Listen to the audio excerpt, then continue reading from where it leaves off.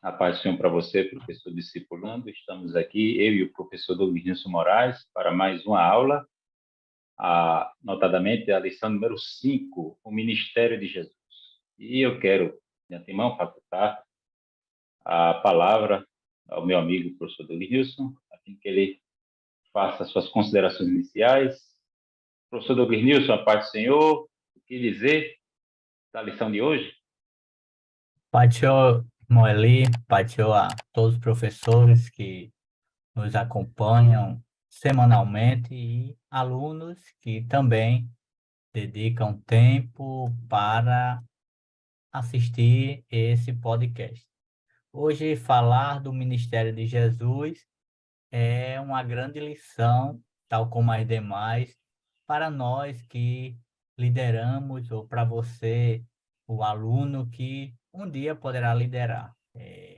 O Ministério de Jesus, ele tem muito a nos ensinar sobre liderança, sobre aspectos teóricos, práticos, numa dimensão tanto terrena quanto espiritual. Obrigado, professor Douglas Nilson. E para você que pela primeira vez está acessando o conteúdo deste ensino, desta gravação, eu quero aqui lhe dar as boas-vindas e quero dizer que este projeto se trata da EBD em Síntese Podcast, é uma realização do DENEC, Departamento de Ensino e Educação Cristã, da Assembleia de Deus no Estado do Rio Grande do Norte, esta igreja que é presidida pelo pastor Martim Alves da Silva. Meu amigo Douglas Nilson, é, depois dessas considerações iniciais, já adentrando aqui o assunto da lição, estamos quase na metade do trimestre, do primeiro ciclo de discipulando, e o primeiro tópico, aliás, antes de tocarmos em alguns elementos do primeiro tópico, o que poderíamos sugerir para o professor que vai falar sobre o ministério e, em especial, o ministério de Jesus. Seria interessante definir, não? O que significa ministério e que, às vezes, as pessoas acabam, vou aqui fazer uma analogia, né? Se importando, digamos, com cargo, né? Aqui eu estou fazendo uma consideração do ponto de vista genérica, né? Pessoas que se preocupam muito com o cargo, mas não querem a carga. E há pessoas que confundem ministério com status. Que tipo de equívocos poderiam ser corrigidos na oportunidade do contato inicial para uma aula como essa? Vamos falar sobre o ministério e depois vamos avançar falando do ministério de Jesus, que é nosso modelo, né, em tudo. Eli, eu acho que um ponto de partida, e o próprio comentarista vai falar na proposta pedagógica, é iniciarmos do conceito de servir, porque servir é um ponto de partida para toda e qualquer obra, toda e qualquer função, todo e qualquer ministério. E Então, o o ministro não seria alguém que é servido. isso. Pelo contrário, é alguém que está aí para servir. Para servir. Ministro. Então, não entender, não compreender bem o significado de servir pode levar muitas pessoas a querer, como você falou, status ou querer determinadas atividades, ultrapassando pontos de partida. Então, o servir, porque servir está nas pequenas coisas, se é que nós podemos chamar de pequena, está no dia a dia da vida de um cristão. Não se concentra somente no contexto congregacional de igreja, mas é uma atitude daquele que é salvo. Então, é como o Tiago, quando ele vai falar das boas obras, e servir é uma atitude de boa obra, é a atitude de alguém que é salvo. Então, a partir do Consiste em boas momento obras. que eu tenho convicção de salvação, eu vou fazer boas obras não para querer estar alinhado bem na fita com Deus ou para que ele não fique chateado comigo, mas é porque há uma gratidão tão grandiosa em meu coração pelo que Cristo fez por mim, que o mínimo que eu posso fazer é servir, me colocar à disposição para o reino de Deus. E que poderíamos, como a gente nós poderíamos exemplificar esse ato de servir? Você já antecipou e delineou alguns aspectos do dia a dia do cristão. Por exemplo, estamos aqui servindo, Sim. digamos, uma audiência de professores ligadas, né, ou seja, que integram um quadro docente do discipulado, do discipulando, do DENOC em geral, quem sabe conselheiros. Sabemos que esse público, a equipe, né, ela é multifacetada, né, do DENOC. Coordenadores poderiam estar, de repente, colhendo benefícios e contribuições de uma aula como esta. Servimos também os próprios novos na fé, indiretamente, porque estamos aqui visando a formação daqueles que estão, digamos, na ponta da linha ali, né? Ponta da lança, atendendo diretamente o novo convertido nos domingos, na classe. E essa questão do servir, ela é tão assim abrangente que não está só focado, por exemplo, nós estamos aqui num exercício, numa ação de discipulado, mas aquele que porventura recepciona outro com um abraço, com a saudação, algo de uma forma cordial, atenciosa, isso é um serviço. Imagina você chegar em um local e ser bem tratado, Ser hospitaleiro, ser ser acolhedor. hospitaleiro, alguém que está enfermo, e você ter aquele cuidado. Muitas vezes, uma mensagem, que você envia para alguém, até pela tecnologia que temos hoje, mandar uma mensagem, isso é um ato de servir. Quantas pessoas não são, muitas vezes, consoladas através de uma mensagem, se sentem úteis porque alguém lembrou dessas pessoas. O serviço é algo tão grandioso que a intercessão também é servir. Eu orar por alguém e eu não preciso dizer que estou orando, mas eu estou, num processo de ajuda, de busca pela bênção do outro. Então, o serviço ele é muito complexo e o bom de tudo isso é que o cuidado que precisamos ter também com tudo isso é para que o nosso serviço não torne um ídolo em nossas vidas. E é isso que o professor precisa enfatizar para o novo convertido. E Jesus já falava no Sermão da Montanha acerca das esmolas, porque dar esmola é um ato de servir, você está socorrendo alguém. Mas Jesus disse: olha, não deixa que tua mão direita veja o que faz a esquerda, ou seja, não permita que o seu ato, o seu serviço, ele venha evidenciar o seu eu, e as pessoas venham querer dar glória a você. Então, o serviço tem ações que elas são visíveis, naturalmente, mas tem ações que são, no anonimato, para Sim, nós, porque para Deus não há anonimato. sim, sim, com certeza. Às vezes o ministério ou o serviço se degenera no autosserviço. Isso. Precisamos estar atentos a isso. Então, professor Cipula, temos aqui tecido e perfilado alguns exemplos, temos tentado aqui, na medida do possível, caracterizar alguns casos práticos da prática, né, do servir. Sabemos que isso Jesus nos legou, ele encarnou isso no seu dia a dia, na sua vida. E vamos agora adentrar, né? O ministério de Jesus. Primeiro tópico, a natureza do ministério de Cristo. O autor da lição, ele chega a indicar, digamos, uma composição, né? O ministério de Jesus é uno, sabemos, mas se nós pudéssemos destacar alguns aspectos, alguns elementos desse ministério, ele teria, digamos, uma ênfase, uma tendência, uma esfera de ação voltada para o ensino, inicialmente, para a pregação, aí depois nós vamos discutir aqui qual é a distinção do ensino para a pregação e, digamos, um caráter mais sobrenatural, né? No que diz respeito à realização de milagres. Professor Douglas Nilson, ensinar, em que consiste o ensino? Ou poderíamos já dizer o ensino de Cristo, né? O ensinar, e nós podemos ver isso ao longo do ministério de Cristo, não é algo que você fala apenas uma vez e está por encerrado. É algo como o próprio discipulado realiza, é algo sistematizado. Você vê que por diversas vezes Jesus tocava na mesma tecla para as mesmas pessoas, os mesmos discípulos. Então ele fazia ali um trabalho sistematizado. E o ensino, ele parte de uma verdade.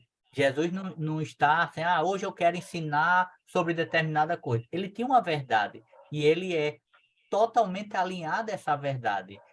Não se vê em nenhum dos evangelhos, em nenhuma parte do seu ministério, porque nós, quando ensinamos, podemos nos equivocar. Certamente o irmão Eli, em algum momento da sua trajetória, seja no âmbito profissional, acadêmico, ou até mesmo no âmbito da igreja, pode já ter apresentado algum ensino e depois, em uma nova pesquisa, entender um outro caminho, uma outra visão, ou seja, ele teve a sua visão transformada por um novo acesso, uma nova experiência, um novo aprendizado.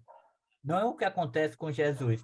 Jesus ele é alinhado do início ao fim. O ensino dele, ele é linear, horizontal. Ele não, em momento algum, você vê Jesus dizendo, olha, lá atrás eu falei isso, mas agora eu quero dizer que é melhor isso, eu falei equivocadamente. Na verdade, quando Jesus fala dessa natureza, ele vai trazer uma ênfase. Por exemplo, quando ele chega em João 17 e vai dizer aos discípulos, vai falar sobre a questão do amor, e João 15 também, 14, quando Jesus está ali nos seus instantes finais, está falando do amor, ele, ele vai mudar um pouco o parâmetro. Ele diz, olha, já não lhes digo que amem como você se ama, como ama a si mesmo, mas ame como eu vos amo. Ou seja, eu vos dou um novo mandamento, que vocês amem uns aos outros, tendo como parâmetro agora o meu amor por vocês. Então, isso aqui é algo novo, mas não desconstrói o que ele vem dizendo ao longo da sua trajetória. É algo mais enfático, é algo mais que exige uma decisão maior, um comprometimento maior. A revelação ela é progressiva. A Isso, revelação de Deus ela é progressiva, ela não se contradiz, né, isso. ao longo da história da salvação. Professor Douglas, você aí mencionou esse componente da verdade, que o ensino de Cristo, ele era em si mesmo a verdade. Ele disse para os seus discípulos, eu sou o caminho, a verdade e a vida. Então, ele baseava na sua própria autoridade aquilo que... a Bíblia diz que, havendo Deus antigamente falado aos pais de muitas maneiras pelos profetas, a nós, nesses últimos dias, falou-nos pelo seu Filho. O interessante é que a construção no original é falou-nos no Filho, ou seja, Jesus é a própria revelação de Deus. O Logos, né? O Logos encarnado, a palavra encarnada. João, na sua primeira carta, ele vai dizer: nós tocamos na palavra da vida. Sim. Ou seja, você tem aí a experiência você tem pressupõe o aprendizado, e o aprendizado inclui esse contato físico. Eles foram testemunhas de Jesus, né? Conviveram com Jesus, foram testemunhas da sua ressurreição. Eles viveram, digamos, uma vida integral, né? Abandonaram tudo para viverem exclusivamente ali a discussão de Jesus, aprendendo, né, de Jesus, a fim de que fossem testemunhas críveis, verdadeiras testemunhas daquele que Cristo falou e fez, porque Jesus era poderoso em palavras e obras. Você também mencionou aí alguns elementos didáticos, como a repetição. Então, Jesus fazia perguntas, Jesus se valia de elementos Figura de do senso linguagem. comum, daquela ambiência dos seus ouvintes, né? Ele se valeu do método das parábolas, ele também fazia perguntas, mas sem uma preocupação imediata com uma resposta, que é o que nós conhecemos como pergunta retórica, e nós vemos, reconhecemos em Jesus uma grande, um exímio, né? Um exímio mestre, tudo que ele fazia era com muita maestria e humildade, e falava com autoridade, né? Como eu falei, porque tudo que vinha antes dele, tudo que Moisés escreveu, os demais profetas, apontavam para ele, inclusive a lei, inclusive a lei. Então, comentamos aqui alguma coisa sobre essa preocupação de Jesus com a formação de seguidores, e também tem o papel de Jesus como pregador, a desenvoltura dele como pregador, a sua ênfase, a sua preocupação como alguém que proclama o reino de Deus, que exorta e convida o público, né, confronta pecados e convida os seus ouvintes ao arrependimento. Eu creio que nisso consistia mais, digamos, uma atuação homilética por parte de Jesus, né? Sim, isso mesmo. Já não é mais digamos, um discurso mais detido, mais preocupado com detalhes, não é aquele acompanhamento mais direto, mais sistemático, como você mencionou ainda há pouco, né? A pregação consiste na proclamação do Evangelho. Jesus anunciou o Evangelho. Mais adiante nós teremos uma lição que tratará disso, né? Que a mensagem de Jesus era o reino de Deus. Ele tratou do reino de Deus. E os milagres, né? Só para a gente fechar aqui, Douglas, nesse primeiro tópico e prosseguirmos para o segundo tópico. Milagres. Jesus, então, ele curou, né? Curou com uma palavra, curou sendo tocado, curou também tocando nas vítimas, nos próprios enfermos, ele curou à distância, curou usando saliva, etc. Ele ressuscitou mortos, ele expulsou demônios e foi capaz de outros feitos milagrosos, como fazer com que aparecesse uma moeda na boca do peixe. Tivemos também a pesca maravilhosa, a multiplicação dos pães. Ele, certa vez, amaldiçoou uma figueira e outros eventos e milagres feitos, né, prodígios que poderíamos aqui listar. Gostaria de acrescentar mais alguma coisa? E tudo isso apontava para a divindade de Jesus, né, para o Messiado. Né? O milagre não era um fim em si mesmo, né? Apontava para Jesus, o eu sou. Tanto é que, assim, há uma ênfase maior na questão do ensino, a pregação, porque nós sabemos, pela história mesmo, que o milagre em si, até ao longo da história da igreja e até os dias atuais, o milagre em si, ele não tem um poder de convencer com a própria palavra, ou seja, quantas pessoas são alcançadas por um milagre, mas isso, se ela não compreender a verdade do evangelho, essa pessoa pode não caminhar, não viver uma vida com Cristo. Então, o milagre, ele é importante, mas Jesus, ele não traz holofote sobre o milagre. E por aí você vê como Jesus não, ele de diversas formas ali ele está operando milagre, ele está pregando, ele está ensinando, é uma situação, alguém toca, ou seja, não havia uma máxima, um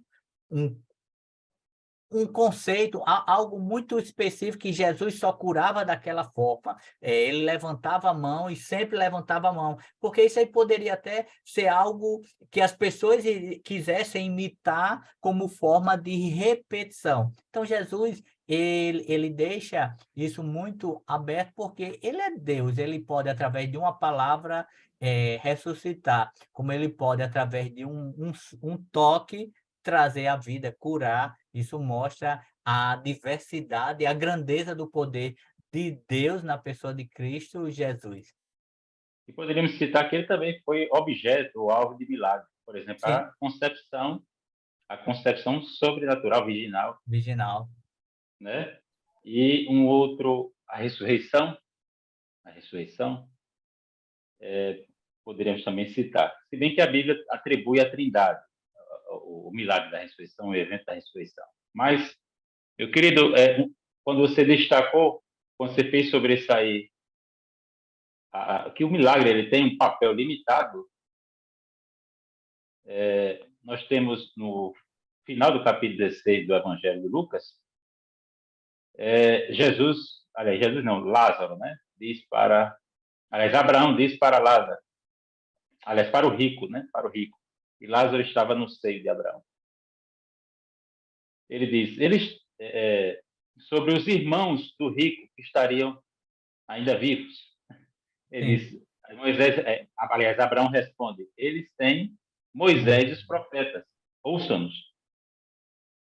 Abraão, no caso, entre o testemunho da palavra, da revelação, testemunho proposicional, canônico, e o evento da ressurreição, não, ainda que alguém ressuscite para ir falar-lhes alguma coisa acerca do destino do homem depois da vida pós-morte, etc., o Abraão ele vai dizer assim, não, eles têm Moisés e os profetas, ouçam-nos, ou seja, a prioridade aí é da revelação escriturística, e não o milagre ou a experiência com o milagre, como porque a algo palavra que determinante convence, para né? aproximar alguém da verdade. O poder que a palavra tem, a palavra genuinamente revelada, ela não tem nenhum, nenhum aporte que se compare, né? Sim. Obrigado, meu querido. Vamos aqui adentrar o segundo tópico, considerando aqui o avançado o avançar do tempo, a exiguidade do tempo, melhor dizendo, é o ministério de Jesus na perspectiva divina. Poderíamos citar também, meu querido, depois dessa descrição tripartite, né, do ministério de Jesus, ensino, pregação e milagres, cada pessoa da Trindade teria, sim, um papel nessa missão que Jesus veio realizar. O Pai planejou a salvação, o Filho veio executar, o Espírito é quem aplica a obra da salvação. Em outros momentos, nós poderemos ver a atuação do Espírito Santo no ministério de Jesus, desde da sua concepção, né? Desde da proclamação do nascimento de Jesus pelo anjo para Maria. Né? Descerá sobre ti o Espírito Santo e o poder do Altíssimo te cobrirá com a sua sombra. Então, Jesus ele foi cheio do Espírito Santo. O Espírito Santo foi visto descendo na forma corpórea de pomba no momento do batismo. Nós E temos também Jesus falando com o Pai em oração ao Pai diversas vezes durante o seu ministério. E depois ele deixa a fórmula do batismo, né, que é em nome do Pai, do Filho e do Espírito Santo. Então nós vemos essas referências da Trindade no ministério de Jesus. O que e mais poderíamos acrescentar? Para a nós gente até fechar já esse tópico. falamos, nós até já falamos em outros encontros ali, é que Sim, essa ação do Pai, do Filho e do Espírito Santo não constitui o ensino herético do subordinacionismo, né? Em sim. que o Pai, ele manda, o Filho, ele obedece ao Pai, mas o Filho está abaixo do Pai, mas acima do Espírito Santo. O Espírito Santo está abaixo de todos. Então, não há esse aspecto subordinacionista em que um manda e o outro obedece porque está abaixo, né?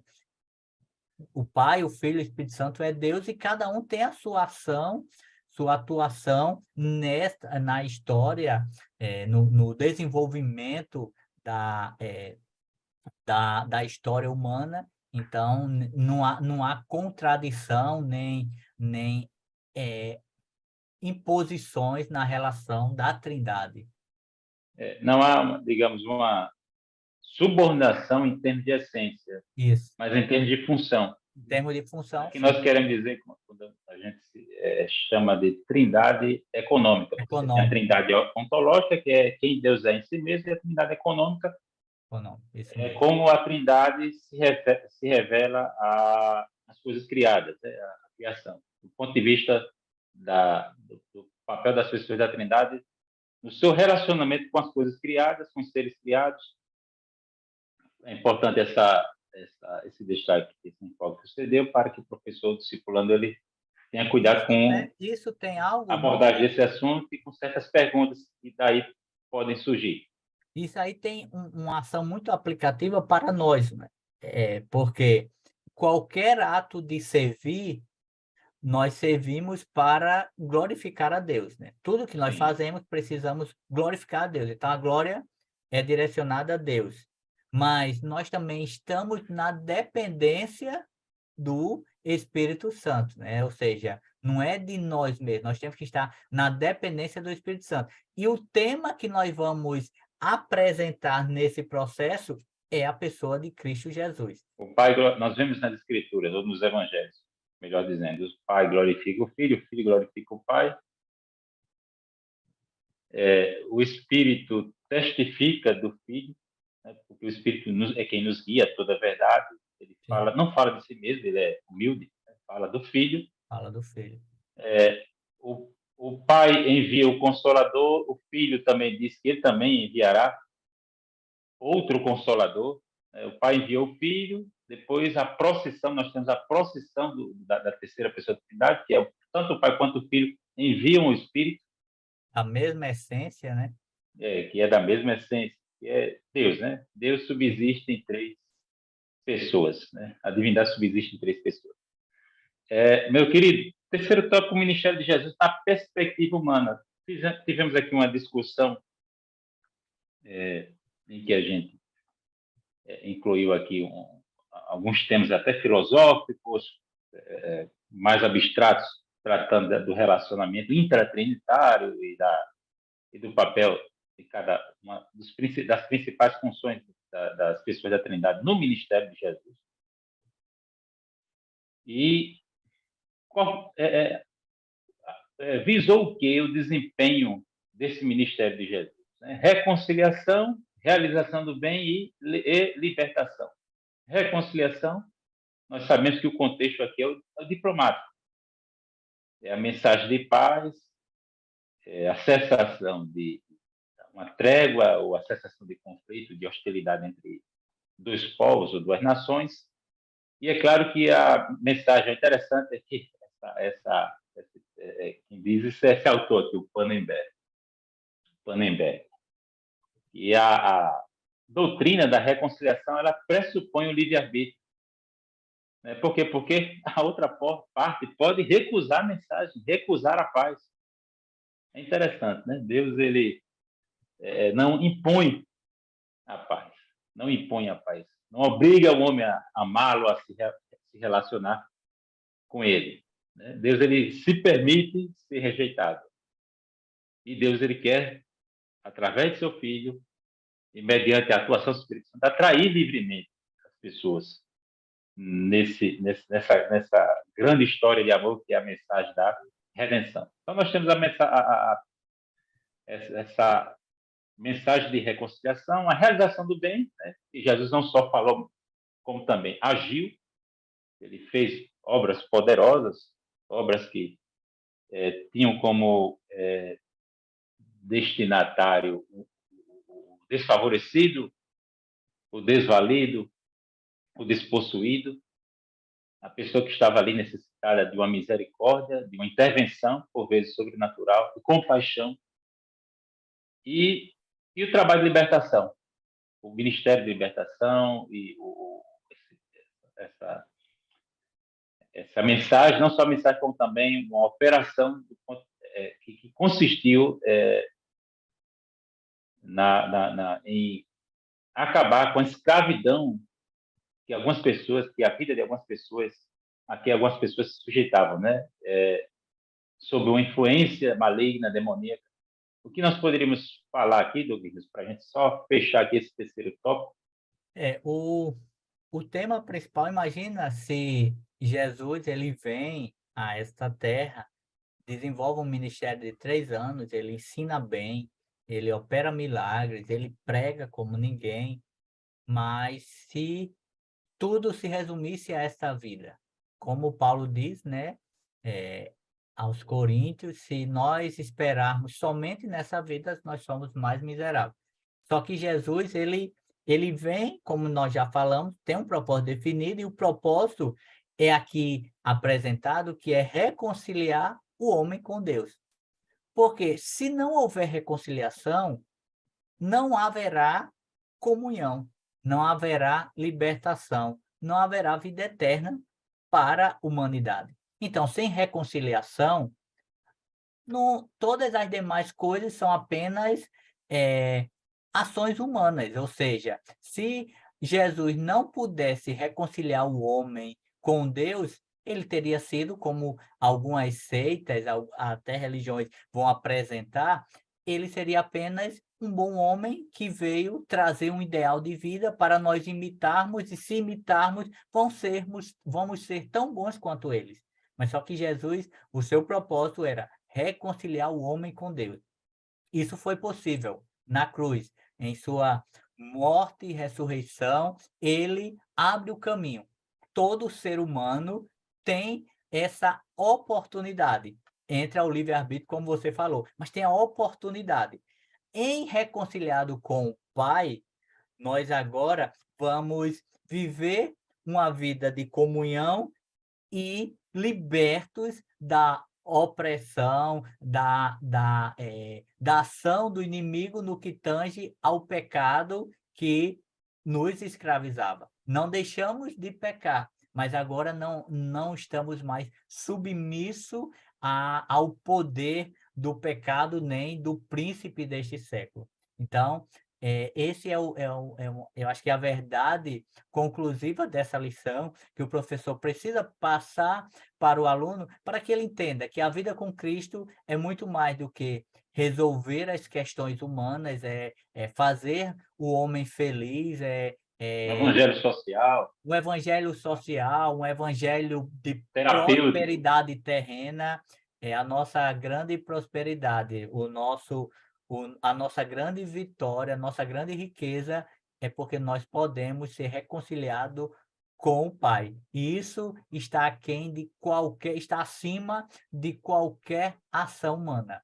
É render-se, confessar, crer em Jesus como Salvador e viver uma vida com o Pai. E aí não tem distinção de raça, de cor, de condições financeiras, é render-se a Ele. Obrigado, professor Douglas Nilson. Então, professor discipulando, está aqui mais uma aula.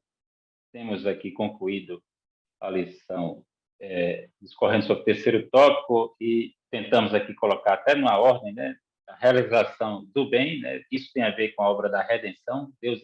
Cristo, quando ele veio, quando ele se desempenhou realizando alguns milagres, esses milagres visavam também a uma restauração e redenção do ser humano integral, né? Não só da alma, mas também do seu corpo. Essa obra da redenção consistiu no conflito entre o bem e o mal, e aqui estou aqui me referindo à libertação dos oprimidos, do diabo, e, por fim, essa reconciliação a que o professor Douglas se referiu, falando da cruz, do evento da cruz e depois da ressurreição. E eu concluo aqui dizendo que fomos destinados para um relacionamento com Deus. Para que o homem existe? Para se relacionar com Deus. Não existe para ser feito, né? A humanidade não é o ser humaninho de estimação de Deus. A humanidade existe para gozar de Deus, para se relacionar com Deus, glorificá-lo e gozá-lo eternamente. Então, é esse o propósito, professor, do discipulando. E vamos aqui concluindo mais esta lição e no nosso próximo estudo estaremos aprendendo sobre o novo mandamento. Professor Douglas Nilson, a paz do Senhor, um abraço. A Deus a nossa gratidão, mais uma vez, pelo estudo da sua palavra. Amém. Até o próximo encontro. Deus abençoe. Pai do Senhor.